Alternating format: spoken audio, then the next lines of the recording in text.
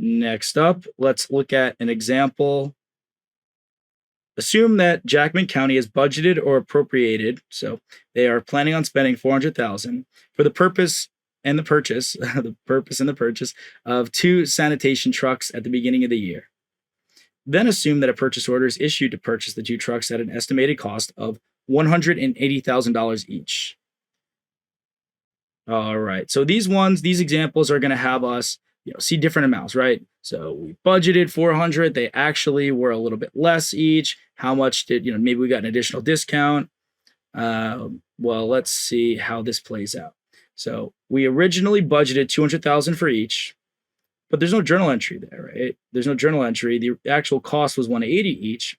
So we are going to do our encumbrance or committed. So whenever you see the word encumber, think committed. These are synonyms, and you definitely need to memorize that. So something's encumbered, it's committed. When it's committed, it's encumbered.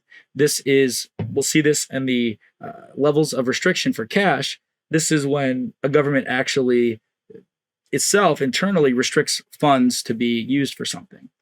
So whenever you issue a purchase order, magic word purchase order, this is the journal entry. It'll always be the journal entry when you issue a purchase order in the governmental accounting. And it's for the actual amount, right? 180 times 2, 180 per truck times 2.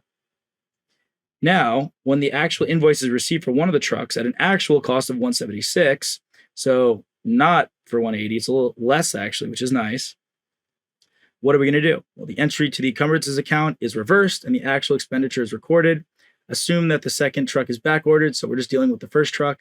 It's a committing entry, right? A budgeting entry. It's temporary. It will be reversed out.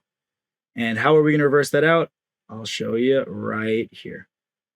We literally reverse it out. So 1 truck was received, right? So that's why we do half. We do 180. That's half of the 360. We're just not going to deal with the second truck in this example. It's fine, right?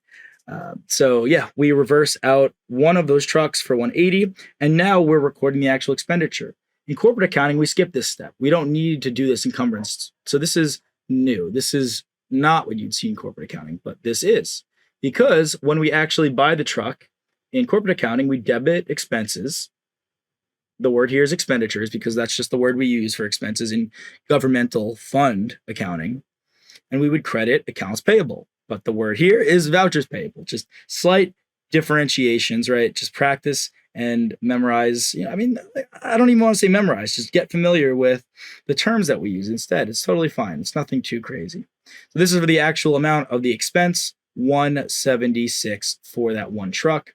We're not going to worry about the other journal entry for the other one because it's the same process. Whatever it would be, you got it.